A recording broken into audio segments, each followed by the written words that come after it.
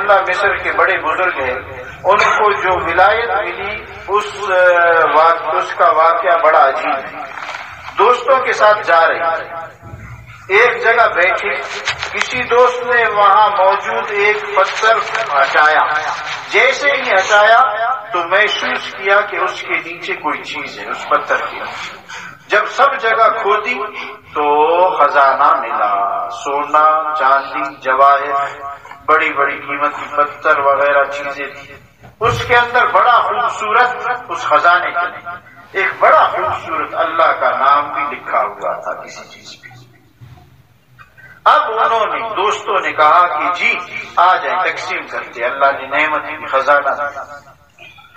تو ذوالنون مصری رحمہ اللہ نے کہا کہ میاں سونا چاندی تم سب تقسیم کر لو، اور یہ جو اللہ تعالیٰ کا خوبصورت نام ہے یہ مجھے۔ چنانچہ انہوں نے اللہ کے خوبصورت نام کو پسند کیا، سونا چاندی ان کو دے دی۔ تو حضرت کو خواب میں کسی بزرگ کی زیارت ہوئی، اور اس بزرگ نے کہا کہ چونکہ تم نے مال اور چاندی کو، سونے کو قربان کر دیا اور اللہ کے نام کو پسند کر لیا، لہذا اللہ نے تمہیں اپنی ذات کے لیے پسند کر دیا۔ اٹھے خواب سے تو ان کے دل میں اللہ کی محبت بھر چکی۔ اللہ قادر ہے